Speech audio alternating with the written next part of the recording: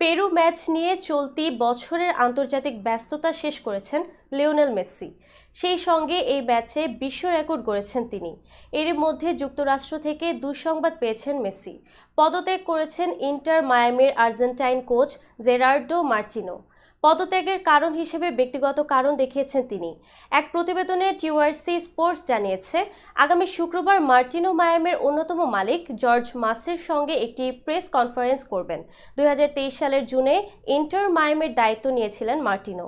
এরপর যুক্তরাষ্ট্রের দলটির সঙ্গে সময় ভালোই কাটিয়েছিলেন 62 বছর বয়সী এই coach. Lionel Messi, Luis Suarez, Sergi ও বুস্কেটস এবং জর্দি আলবার মতো তারকাদের পেয়েছেন। বার্সেলোনার পুরাতন শিষ্যদের নিয়ে মার্কিন লিগে রীতিমতো আধিপত্য দেখিয়েছিলেন, যদিও মায়ামির হয়ে শেষটা ভালো হয়নি মার্টিনোর। মেজর লিগ সকারের প্লে অফের প্রথম রাউন্ডে আটলান্টা ইউনাইটেডের কাছে হেরে বিদায় নেয় মেসিরা। এরপরই মূলত ব্যক্তিগত কারণ দেখিয়ে প্রধান কোচের দায়িত্ব থেকে সরে দাঁড়ালেন জেরার্ডো মার্টিনো।